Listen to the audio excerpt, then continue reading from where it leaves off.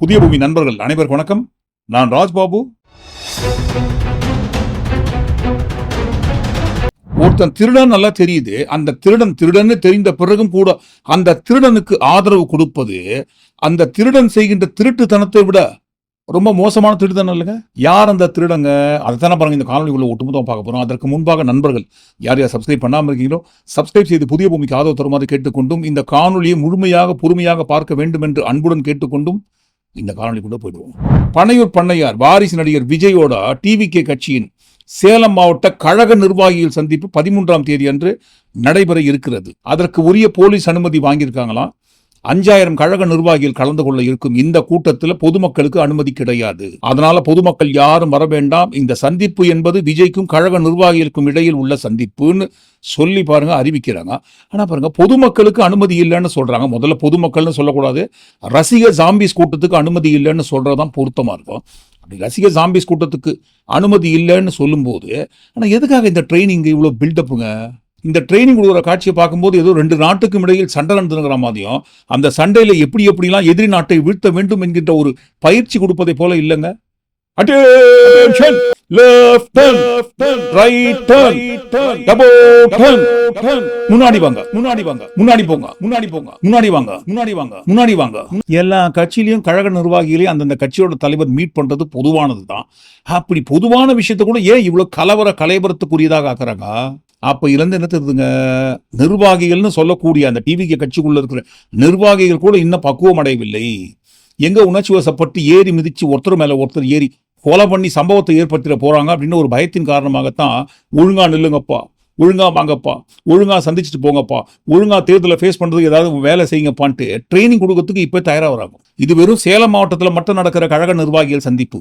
தேர்தல் சமயத்தில் எப்படியெல்லாம் உழைக்க வேண்டும், நான் பனையூர்ல பட்டுன்னு தூங்குறதுக்காக நீங்களும் அதே மாதிரி தூங்கிடாதீங்கப்பா. ஓடி ஓடி உழைக்கணும். உங்க தளபதி சிஎம் விஜய் ஆக்கணும். உங்க தளபதி விஜய சிஎம் ஆக்கணும்.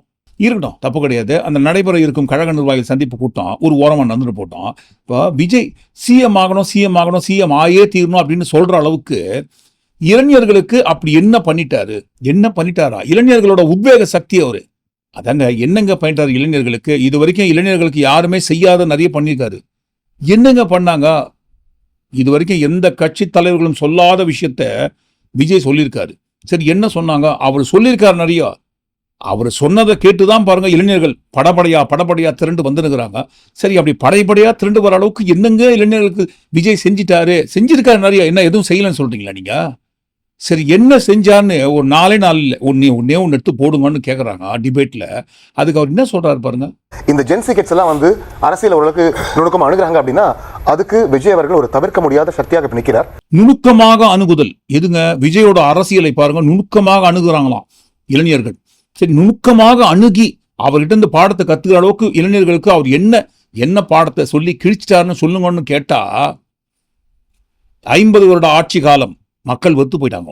மாணவர்களை அரசியல் செஞ்சுட்டாருன்னு மாணவர்கள் வந்து விஜய் பக்கம் வந்துட்டாங்க. என்ன செய்யணும் சார் சொல்லுங்க? நிறைய நபர்கள் திரும்பி பார்க்கக்கூடிய விரும்பக்கூடிய தலைவரா விஜயநாத் தான் இருக்கிறார். இதுதான் உண்மை, இது மறுக்க முடியாத உண்மை. அப்படி திரும்பி வாங்கன்னு சொல்றதுக்கு விஜய் என்ன சொன்னாருன்னு கேக்குறேன். இந்த 50 ஆண்டுகள் ஆட்சி வெறுத்து போயிட்டாங்க. சரி, அது இருக்கட்டும், வெறுத்தது இருக்கட்டும். இளைஞர்களுக்கு உங்க விஜய் என்ன செஞ்சுட்டாரு? இங்க நடப்பது எதுவுமே சரியில்லை. இங்க வெறுத்து போறதுக்கு பல்லாயிரக்கணக்கான காரணங்கள் இருக்கு. காரணத்துக்கு விஜய் என்ன சொன்னாருங்க? சார் நடப்பது எதுவுமே சரியில்லை.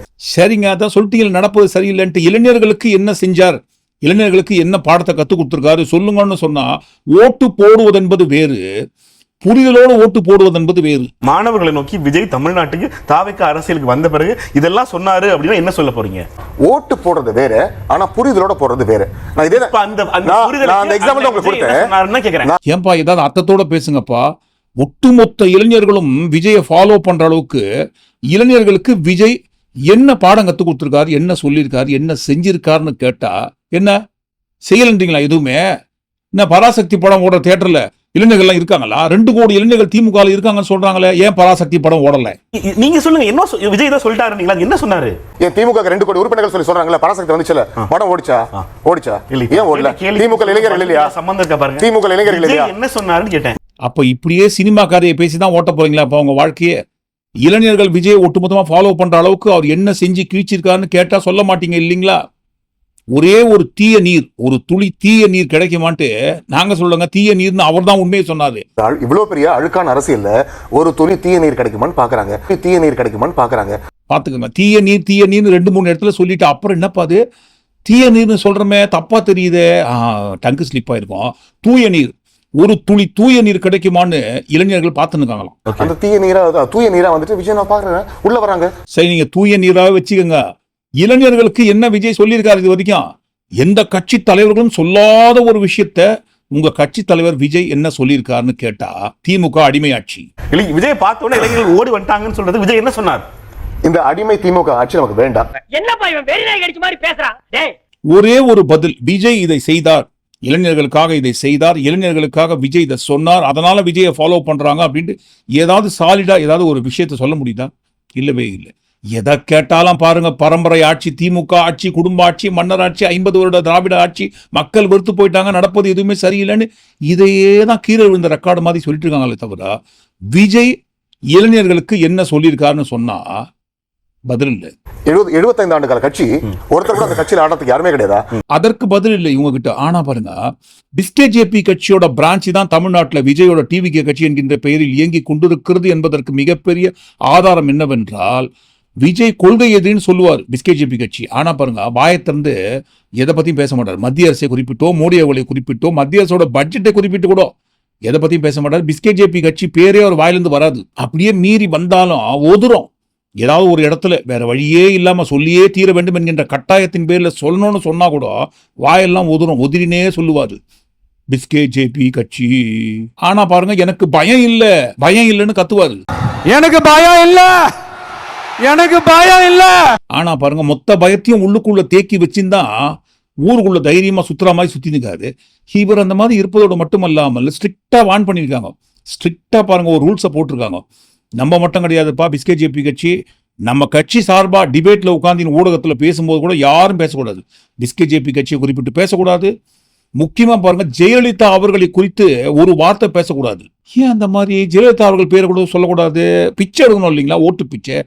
ஊருக்குள்ள இருக்கிற கட்சிகளுக்கு சொந்தமான அனைத்து தலைவர்களை போட்டோவை கொண்டு வந்து படமா மாட்டி ஓட்டு பிச்சை எடுத்துன்னு வரோம். இப்ப பாருங்க, செங்கோட்டையன் அவர்கள் வந்து சேர்ந்த கையோட ஜெயலலிதா அவர்கள் போட்டோவும் உள்ள வந்துச்சு. அதனால பாருங்க, ஜெயலலிதா அவர்கள் பேரை சொல்லக்கூடாது. அயன் லேடி, இரும்பு பெண்மணி, அவங்க ஆட்சியில் அப்படி இருந்தது, இப்படி இருந்தது, ஓஹோன்னு இருந்தது, ஊழல் என்பதே கிடையவே கிடையாது. அப்ப அந்த தலைவா படத்தை நிறுத்துங்க.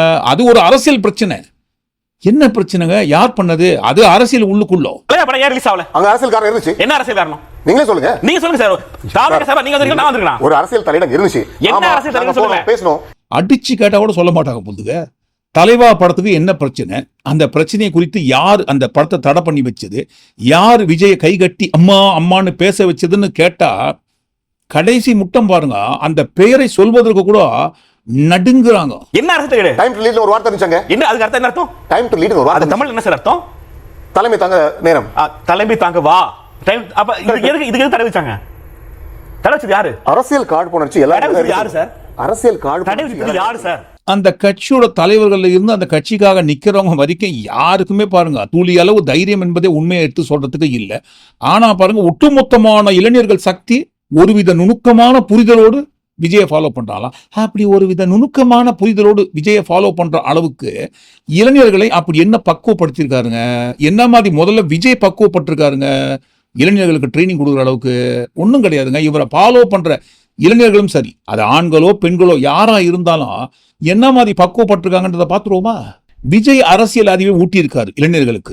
அவர் ஊட்டிய அந்த அரசியல் அறிவையே மண்டக்குள்ள திணிச்சின்னு என்ன மாதிரி ஊருக்குள்ள சுத்தினுக்காங்கன்றதுக்கு ஃபர்ஸ்ட் சாம்பிள் எம்கே ஸ்டாலின் தான் கேட்க. அந்த ஆள் ஆம்பளையா இருந்தாருன்னா, உண்மையிலேயே அந்த ஆள் ஆம்பளையா இருந்தாருன்னா பாத்துக்கங்க சார், பாத்துக்கங்க சார், பாத்துக்கங்க சார். தமிழ்நாட்டில் பெண்களுக்கு பாதுகாப்பே இல்லைன்னு சொல்றாங்க. பாதுகாப்பே பெண்களுக்கு தமிழ்நாட்டில் இல்லை என்று சொன்னால் எப்படிங்க இவ்வளவு பாதுகாப்பா கோடிக்கணக்கான மக்கள் ஓட்டு போட்டு தேர்ந்தெடுக்கப்பட்ட ஒரு முதல்வரை, அதுவும் பதவியில் இருக்கிற ஒரு முதல்வரை இவ்வளவு தைரியமா இவ்வளவு கேவலமா பேச முடியுங்க? எம்கே ஸ்டாலின் தான் கேட்க. அந்த ஆள் ஆம்பளையா இருந்தாருன்னா, உண்மையிலேயே அந்த ஆள் ஆம்பளையா இருந்தாருன்னா. அந்த அம்மா ஒரு பெண்ணு, டிவிகே கட்சியை சேர்ந்த அந்த அம்மா ஒரு பெண்ணு. ஆனா இவங்க இவ்வளவு கேவலமா பேசுற அளவுக்கு நம்ம அந்த அளவுக்கு கீழே இறங்கி இவங்களுக்கு பதிலடி கொடுத்து பேச முடியாது. இருந்தாலும் பாருங்க, இளைஞர்களை பக்குவப்படுத்துகிறார் விஜய். ஒருவித நுணுக்கமான அரசியல் புரிதலோடு விஜயை ஃபாலோ பண்ற அந்த மக்கள் சக்தி இந்த கூட்டம் தானா? அடுத்து கனிமொழி அவர்களை எங்க பார்த்தாலும் எதில் அடியணும்? இந்த கனிமொழி மூதியவை எங்கேயாவது கண்டிங்கன்னா உங்க பிஞ்ச செருப்பை எடுத்து அடிங்க. பாத்துக்கங்க, திமுக ஆட்சியில கருத்து சுதந்திரமே கிடையாது. யார் எது சொன்னாலும் அவங்கள உடனடியாக கைது பண்ற வேலையை தான் பாக்குது திமுக அரசு. கருத்து சுதந்திர குரல் வழியை நசுக்குதுன்றாங்க. இது எந்த வகையான கருத்து சுதந்திரங்க? அடுத்து, ஐயோ தமிழ்நாட்டில் பெண்களுக்கு பாதுகாப்பு இல்லைன்னு புலம்புறாங்க இல்லைங்களா, கதறாங்க இல்லைங்களா, அந்த கிழவி மணவர சிஎம்ஐ குறித்து அதை போடுங்க சார். அதெல்லாம் கிடக்கட்டும், கிளவி தூக்கி மணவரையில் வைன்னு சொல்லுவாங்க இல்லையா, அது மாதிரி தானா நம்முடைய தமிழக முதலமைச்சர் இன்னைக்கு பைக் ஓட்டிக்கிட்டு பைக்ல உட்காந்து ஷோ காமிச்சுக்கிட்டு இருக்காங்க. பெண்களுக்கு பாதுகாப்பே இல்லாம இருக்கிற தமிழ்நாட்டில் தான் எவ்வளவு பாதுகாப்பாக இருந்து கொண்டு முதல்வர் பதவியில் இருக்கிற ஒரு முதல்வரை எவ்வளவு கேவலமா பேசுறாங்க. அதே பெண்களுக்கு பாதுகாப்பு இல்லாத வரிசையில கூத்தாடி கூத்தாடி கூத்தாடி சொல்றிய, உன் புள்ளையும் கூத்தாடி தான்யா. யாருங்க? முதல்வர் அவர்களின் மகனை பார்த்து சொல்ற வார்த்தை இது. உன் புள்ளையும் கூத்தாடி தான்யா. வந்த ஒரே வருஷத்தை தூக்கி உட்கார வச்சிட்டல, பாக்கறியா எங்க விஜயை நாங்க தூக்கி உட்கார வைக்கிறோம் முதல்வர் சீட்ல.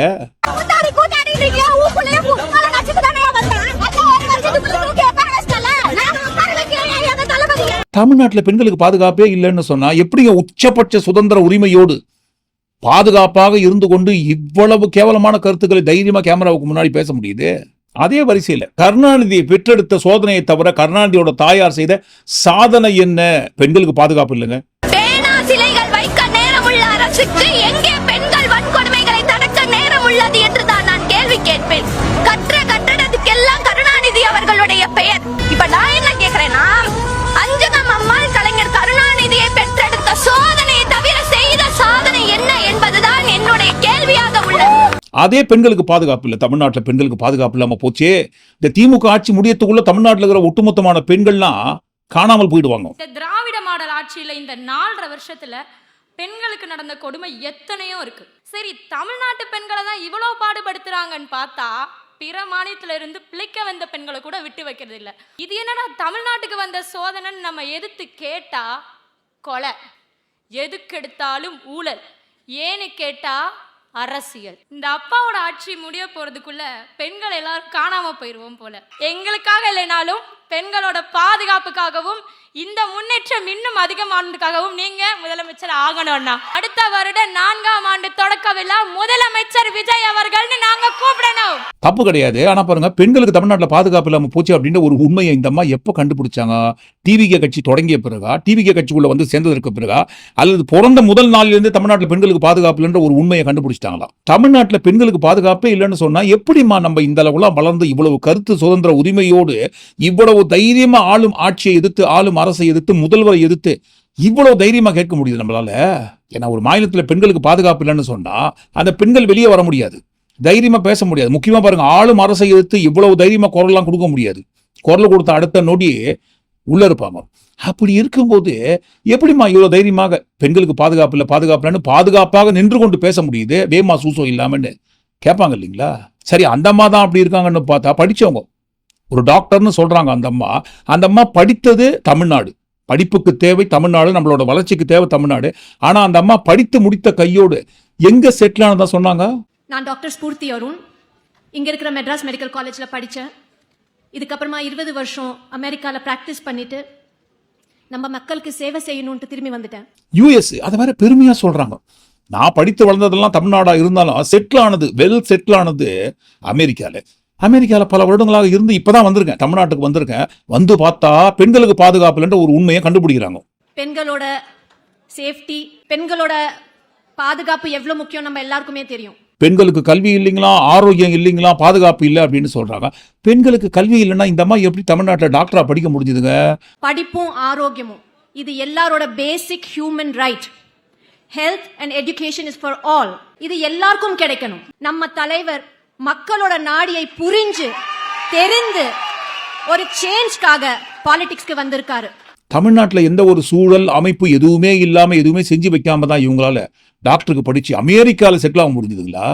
சரி, அமெரிக்காவில் போய் செட்டில் ஆனாங்க இல்லைங்களா, நல்லா படிச்சு. அப்படி இவங்க படித்த படிப்பை கொஞ்சமாவது கூகுளில் டைப் பண்ணுறதுக்கு யூஸ் பண்ணி பெண்களுக்கு பாதுகாப்பே இல்லாத மாநிலங்கள் எத்தனை இருக்கு, எந்தெந்த வரிசையில் யார் யார் முதலிடத்துல இருக்கிறாங்கன்ட்டு செக் பண்ணி பார்த்துக்கலாம் இல்லைங்களா?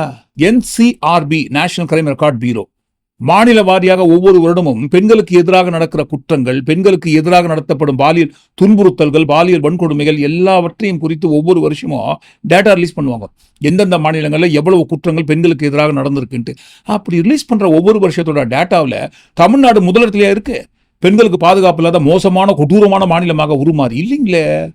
பிஸ்கேஜேபி கட்சி ஆட்சி பண்ற மாநிலங்கள் தான் 1லேருந்து 10 1லேருந்து 5 டாப் 5 டாப் 10 இடத்துல இருப்பாங்க. அப்படி பார்க்கும்போது பெண்களுக்கு பாதுகாப்பு இல்லாத மாநிலங்கள் தமிழ்நாடு எங்கேயோ ஏதோ ஒரு மூலையில ஒரு பட்டியலில் இருக்கு. அப்படி இருக்கும்போது டிவிகே கட்சி தலைவர் விஜயிலிருந்து அந்த கட்சிக்குள்ள இருக்கிற ஒட்டுமொத்தமான ஜாம்பிஸ் கூட்டம் வரைக்கும், அது படிக்காதவங்களோ படிச்சவங்க வரைக்கும் எல்லாருமே தமிழ்நாட்டில் பெண்களுக்கு பாதுகாப்பு இல்லை அப்படின்ற ஒரு நெரட்டிவை எந்த ஆதாரத்தின் அடிப்படையில், எந்த உண்மையின் அடிப்படையில் செட் பண்றாங்க? சொன்னதை சொல்லும் கிளிப்பிள்ளை மண்டபத்தில் எழுதி கொடுக்குற ஸ்கிரிப்ட் மூலமா வருகின்ற நெரட்டிவ்.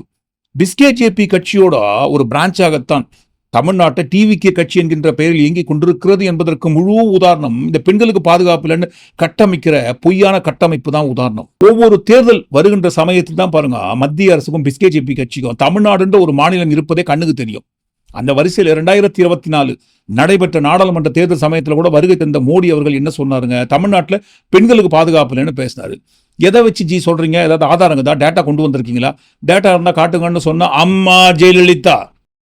डीएमके और इंडी गठबंधन महिलाओं के अपमान में भी पीछे नहीं है।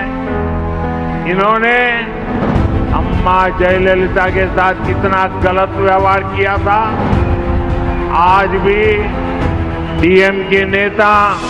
சார், பெண்களுக்கு பாதுகாப்புன்னு சொன்னீங்க. ஆமா, 1989 திமுக சட்டமன்றத்தில் எப்பேற்பட்ட அராஜகம் அநியாயம் ஜெயலலிதா அவர்களுக்கு அரங்கேற்றம் பண்ணினார்கள். அது போதாதா தமிழ்நாட்டில் பெண்களுக்கு பாதுகாப்பு இல்லைன்ட்டு மறுபடியும் கீழே விழுந்த ரெக்கார்டு மாதிரி பார்லிமெண்ட்ல போய் கேட்டாலும் நிர்மலா சீதாராமன் அவர்கள் ஜெயலலிதா அம்மா புடவையை பிடிச்சிக்கிட்டாங்க. தமிழ்நாட்டுக்கு வருகை தந்து ஏதாவது தமிழ்நாட்டுக்கு நீதி கொண்டு வந்திருக்கீங்களா ஜி, கொடுக்குற மாதிரி ஏதாவது ஐடியா இருக்கான்னு கேட்டா பெண்களுக்கு பாதுகாப்பு இல்லைன்னு வரும் நம்ம மோடி அவர்கள். தமிழ்நாட்டை குறிப்பிட்டு எதுவுமே சொல்ல முடியல, சொல்வதற்கு இல்லைன்றதுக்காக பாருங்க பெண்களுக்கு பாதுகாப்பு இல்லைன்ட்டு இவங்க கட்சி பிஸ்கேஜேபி கட்சி ஆட்சி பண்ற மாநிலங்களில் பெண்களுக்கு பாதுகாப்பே இல்லாமல் வைத்துக் கொண்டிருப்பதை போல தமிழ்நாட்டிலையும் அந்த மாதிரி ஒரு நெரட்டிவை செட் பண்றதுக்கு பிளான் பண்ற அதே வரிசையில் தான் பாருங்க பிஸ்கேஜேபி கட்சியோட பிரான்ச்சாக தமிழ்நாட்டில் செயல்பட்டு கொண்டிருக்கும் விஜயோட கட்சியும் அந்த நெரட்டிவை செட் பண்ணுது. தமிழ்நாட்டில் பெண்களுக்கு பாதுகாப்பு இல்லைன்ட்டு. ஆனால் உண்மையில் இந்த அளவுக்கு உருட்டுன்னு உருட்டுற பெண்களுக்கு பாதுகாப்பு இல்லைன்னு உருட்டுற இந்த உண்மையான உருட்டு எங்க இருக்குன்னா, எங்க போய் உருண்டு நிக்கும்னு சொன்னா விஜய் கிட்ட தான் போய் உருண்டு நிக்கும்.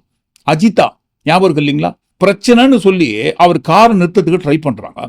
அப்படி அந்த அம்மா காருக்கு முன்னாடி வந்து விழும்போது என்ன பண்ணணுங்க? ஒரு கட்சி தலைவர் கீழே இறங்கி வந்து என்ன பிரச்சனை உங்களுக்கு வாங்கன்னு சொல்லி கூப்பிட்டு பேசியிருக்கணும்.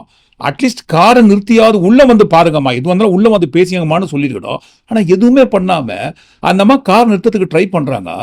நிறுத்த கூட இல்லை, காரை நிறுத்தல, கண்ணாடி கூட இறக்கி என்ன ஏதுன்னு கேட்கல, விட்டு ஏத்துறா வண்டியை. நான் யாரு? வாரிசு நடிகர், பனையூர் பண்ணையார், வருங்கால சிஎம், கொஞ்சம் கூட மட்டு மரியாதை இல்லாம ஏன் காரை நிறுத்தத்துக்கு ட்ரை பண்றாங்களா? இல்லைங்க, அந்த அம்மா நம்ம கட்சி நிர்வாகி நிறைய செலவு பண்ணிக்காங்க, நம்ம கட்சிக்காக இருக்கட்டுமே, அதுக்காக மரியாதை இல்லாம காருக்கு முன்னாடி வந்து விழுவாங்களா? விட்டு ஏத்துறா. யாரோட கை கால் உடஞ்சி மூஞ்சி மோகர பேர்ந்தாலும் பரவாயில்ல, ஏன் உசுரே ஆளே காலியான பரவாயில்ல, எனக்கு அதை பத்தி கவலை கிடையாது. என்னோட மதிப்பு மரியாதை தான் முக்கியம். இது போதாதா? பிஸ்கேஜேபி கட்சியோட பிரான்ச்சாகத்தான் டிவிகே கட்சி உருவாக்கப்பட்டிருக்குன்ற ஒரு உண்மையை புரிந்து கொள்வதற்கும் அறிந்து கொள்வதற்கும் என்ன பாருங்க, இதே தான் பிஸ்கேஜேபி கட்சி ஆட்சி பண்ற மாநிலங்களில் பெண்களுக்கு மரியாதை கொடுக்க மாட்டாங்க, மதிப்பு கொடுக்க மாட்டாங்க. எவ்வளவு பிரச்சனை பண்ணாலும் பெண்களுக்கு யார் பிரச்சனை பண்றாங்களோ அவங்க பக்கம் நிற்பாங்க. கிட்டத்தட்ட அதே ஸ்டைல தான் பாருங்க தமிழ்நாட்டில் இருக்கிற அந்த பிரான்ச் ஆபீஸும் ஃபாலோ பண்றாங்க. ஆனா பாருங்க வேமா சூசோ இல்லாம விஜய் என்ன சொல்றாரு? கடைசியாக கூட்டின அந்த ஈரோடு கூட்டத்தில் கூட தமிழ்நாட்டில் பெண்கள் பாதுகாப்பு தான் அதிகமா இருக்குதான். நீங்க சொல்லுங்க மக்களே, பெண்கள் பாதுகாப்பு இருக்கு? அவங்க சொல்றது உண்மையா? அவங்க சொல்றதை நீங்க ஏத்துக்கிறீங்களா? சத்தமா? இதுதான் ரியாலிட்டி, இதுதான் நிஜம். பெண்கள் பாதுகாப்பு தான் அதிகமாகுதான். இவரை மனதில் வைத்துக் கொண்டே பேசாருங்க. நம்ம பெண்களுக்கு பாதுகாப்பு நம்மளும் நம்ம கட்சியும் கொடுக்கலன்றதுக்காக எல்லாருமே அப்படி இருப்பாங்களா? தமிழ்நாடு முழுக்க அப்படிதான் இருக்கோன்ற ஒரு நினைப்புல பேசி நிற்காது. இப்போ இந்த மாதிரி பேசுறாங்க இல்லைங்களா? இந்த கட்சிக்குள்ள இருக்கிற தலைவர்கள் இருந்து அந்த கட்சிக்குள்ள இருக்கிற ஜாம்பிஸ் கூட்டம் வரைக்கும், நீ ஆம்பளையா, நேர்ல வா, செருப்பால் அடிக்கணும், அப்படி இப்படின்னு இதே மாதிரி பேசுற பேச்ச மோடி அவர்கள் ஆட்சி செய்கின்ற வட மாநிலங்கள் பக்கம் போய் பேசி பாருங்க. பிஸ்கேஜேபி கட்சி ஆட்சி பண்ற ஏதாவது ஒரு ஸ்டேட்ல போயிட்டு இதே மாதிரி மோடி அவர்களை குறிப்பிட்டோ அந்த மாநில முதல்வரை குறிப்பிட்டோ பேசி பாருங்க என்ன நடக்கும்ட்டு. போஸ்டர் ஒட்டினத்துக்காக யூஏபி வழக்கெல்லாம் பாஞ்சிருக்கு. மோடி என்கின்ற ஒரு பெயரை குறிப்பிட்டு பிரச்சார மேடையில பேசிய காரணத்திற்காக ராகுல் காந்தி அவர்களுக்கு 2 ஆண்டு வரை சிறை தண்டனை விதித்து அவர் இருந்த எம்பி பதவியிலிருந்து தகுதி நீக்கம் பண்ணாங்க. அதற்கு பிறகு அவர் நீண்ட சட்ட போராட்டத்துக்கு பிறகு வெளியே வந்துட்டாரு, மறுபடியும் எம்பி பதவி கிடைச்சிச்சு, இப்போ எதிர்க்கட்சி தலைவர். அந்த உண்மைலாம் இருக்கட்டும். ஆனா பாருங்க, மோடின்ற ஒரு பெயரை குறிப்பிட்டு பேசியதற்காக எவ்வளவு பிரச்சனை பண்ணாங்க ராகுல் காந்தி அவர்களுக்கு. ஆனா பாருங்க, இங்க போற போக்குல அசால்ட்டா கட்சிக்குள்ள இருக்கிற இந்த ஜாம்பிஸ் கூட்டம் வாய்க்கு வந்ததை பேசுறாங்க, முதல்வர் என்று கூட பாராமல் பேசினே. தமிழ்நாட்டில் பெண்களுக்கு பாதுகாப்பு இல்லையா? மறுபடியும் இதைத்தான் சொல்றோம். இதே பிஸ்கேஜேபி கட்சி ஆட்சி பண்ற மாநிலங்கள்ல மோடி அவர்களை குறிப்பிட்டோ, அந்த மாநில முதல்வரை குறிப்பிட்டோ அங்க போயிட்டு நின்று பேசுங்களேன். பேசிட்டு திரும்பி வந்துட்டு அப்புறம் இங்க வந்து பேசுங்க, பெண்களுக்கு பாதுகாப்பு இருக்கா இல்லையாட்டு. ஒரு கட்சி தலைவனாக இருந்து கொண்டு ஒரு பெண் காருக்கு முன்னாடி வந்து விழுந்தா கூட என்ன ஏதுன்னு இறங்கி வந்து கேட்க மாட்டாரு, கண்ணாடி திறந்து கூட என்னமான்னு ஏறெடுத்து பார்க்க மாட்டாரு. ஆனா பாருங்க, இவர் தான் பெண்களுக்கு பாதுகாப்பு கொடுக்குறது, பெண்கள் பாதுகாப்பு நோ காம்ப்ரமைஸ், நாங்க அவருக்கு தான் ஓட்டு போடுவோம். அவர் பெண்களுக்கு பாதுகாப்பு கொடுக்க மாட்டார்னு தெரியும், பெண்களை மதிக்க மாட்டார்னு தெரியும், அப்படி இருந்தோம் அவருக்கு நாங்க ஓட்டு போடுவோம். ஊழலை ஒழித்து ஊழலற்ற ஆட்சியை கொடுக்க போற தூய சக்தின்னு சொல்லுவார் வேமா சூசோ இல்லாம. ஆனா பாருங்க, பிளாக் டிக்கெட் விற்க ஆரம்பிக்கிறதுல இருந்து ஐடி கட்டாம அபராதம் வாங்குற வரைக்கும் ஒட்டுமொத்த ஊழலையும் செய்வாரு. அப்படி செய்து கொண்டே தூய சக்தின்னு சொல்லுவாரு. டிவிக்கே ஒரு தூய சக்தி. ஒரு திருடன்னு தெரிந்த பிறகும் கூட அந்த திருடனை ஆதரித்து நாங்க அந்த திருடனுக்கு தான் ஓட்டு போடுவோம்னு சொல்றது எப்பேற்பட்ட திருடுத்தனம். இன்ட்ரோல சொன்னோம் இல்லைங்களா? ஐடி கட்டாத பணத்தை பதுக்கி, கருப்பு பணத்தை பதுக்கி வைக்கிற ஊழல்வாதின்னு தெரிந்த பிறகும் கூட எங்க ஓட்டு எங்க தளபதி தான். ஏன் அப்படி? இனத்தோடு தானே செய்யறோம், ஜாம்பிஸ் கூட்டம் ஜாம்பிஸோடு தானே செய்யறோம். ஓட்டுலாம் விஜய் மட்டும்தான். ஸ்டாலின் வந்தா அடி விடுவோம், அந்த உதயநிதி ஸ்டாலின் தான் மண்டலே வெட்டி விடுவோம். சூடா சுண்டல் விஜய் மெண்டல் கொடூரமா கடவுளே. ஒரு வேலை பாருங்க, ஒரு கற்பனைக்கு, சும்மா கற்பனைக்கு தாங்க சொல்றோம், கேவலமா தான் இருக்கும் கற்பனை பண்ணி பார்க்கறதுக்கு. இருந்தாலும் வேற வழி இல்லை, சகித்து கொண்டு கற்பனை பண்ணி பார்ப்போம். விஜயே முதல்வர் அப்படின்னு ஒரு பதவியில் போய் உட்காந்து ஆரம்பிச்சுப்போம். அவர் முதல்வர் பதவியில் இருக்கும் போது இன்றைக்கு பேசுறாங்க இல்லைங்களா, செருப்பால் அடிப்பேன், ஆம்பளையா அப்படி இப்படின்னு கேட்குறாங்களே. முதல்வராக விஜய் இருக்கிற அந்த சமயத்தில் அவரை பார்த்து இந்த மாதிரி கேட்டா அடுத்த செகண்ட் விஜய் என்ன பண்ணுவார் தெரியுங்களா?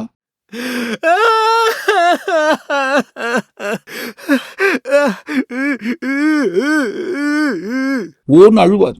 ஐயோ, என்ன இந்த மாதிரி சொல்லிட்டாங்களே, என் இமேஜுக்கு களங்கம் விளைவிச்சிட்டாங்களே. எங்க இருந்தாலும் தேடி கண்டுபிடிச்சி இந்த மாதிரி பேசவங்க எல்லாரையும் ஒரு 3-4 வருஷம் உள்ள தள்ளுங்கன்னு அராஜகம் பண்ணுவாரு.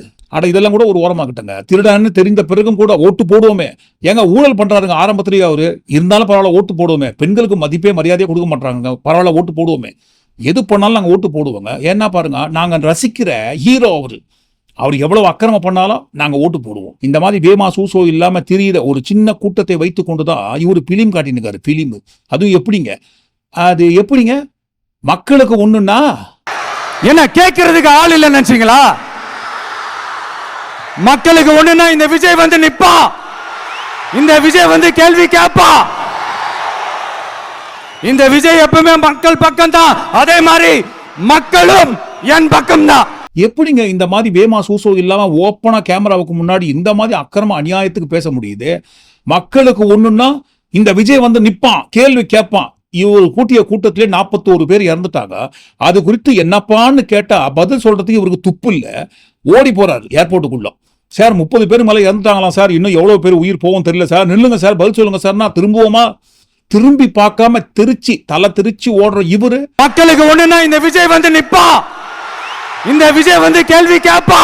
ஊழல் பண்றதுல, திருட்டுத்தனம் பண்றதுல, பெண்களுக்கு மதிப்பு மரியாதை கொடுக்காம போறதுல மட்டும் கிடையாது, பொய்ய பாருங்க ஓப்பனா பகிரங்கமாக கட்டுக்கட்டா கட்டுற இந்த விஷயத்துல கூட பிஸ்கேஜேபி கட்சியோட பிரான்ச்சாகத்தான் டிவிக்கு கட்சி இயங்கி கொண்டிருக்கிறது என்பதற்கு இதுக்கு மேல ஆதாரம் ஏதாவது வேணுமா? வேணும், இதுக்கு மேல ஆதாரம் வேணும். ஆனா அதுக்கு முன்னாடி இந்த காணொலியில் நேரம் வேணும். அது குறித்து இன்னும் இந்த காணொலி எடுத்து போட்டா இந்த காணொலி ரொம்ப நீளமாயிடும், நண்பர்களுக்கு பொறுமை இல்லாம போயிடும். அதனால பாருங்க, இத்துடன் இந்த காணொலி நிறைவு செய்து கொண்டு இந்த காணொலியோட தொடர்ச்சியாக இவங்க பிஸ்கேஜேபி கட்சியோட உருவாக்கம் தான் என்பதற்கு ஆதாரபூர்வமான ஆதாரம், இன்னும் அதிகமான ஆதாரத்தை நாளைக்கு மறுதினம் வெளியிடுகின்ற காணொலியில் ஒட்டுமொத்தமா முகத்திரை கீழ்ச்சி இந்த காணொலிக்குள்ள வந்த விஷயங்கள் எல்லாத்தையும் ஒட்டுமொத்தமா கூட்டி கழிச்சு நீங்க என்ன நினைக்கிறீங்க கண்டிப்பா உங்க கருத்துல பதிவு பண்ணுங்க. இந்த மாதிரி ஒரு கூட்டத்தை வைத்துக் கொண்டிருக்கும் ஒரு தலைவன் தமிழ்நாட்டுக்கு ஆட்சிக்கு வந்தால் அந்த ஆட்சியின் கீழ் இயங்குகின்ற ஆட்சியும் சரி, அந்த ஆட்சியில் வாழ்கின்ற மக்களும் சரி என்ன கெதி ஆவாங்க, அதையும் சேர்த்து கண்டிப்பா உங்க கருத்துல பதிவு பண்ணுங்க. மீண்டும் நாளை காணொலியில் சந்திப்போம். நன்றி, வணக்கம்.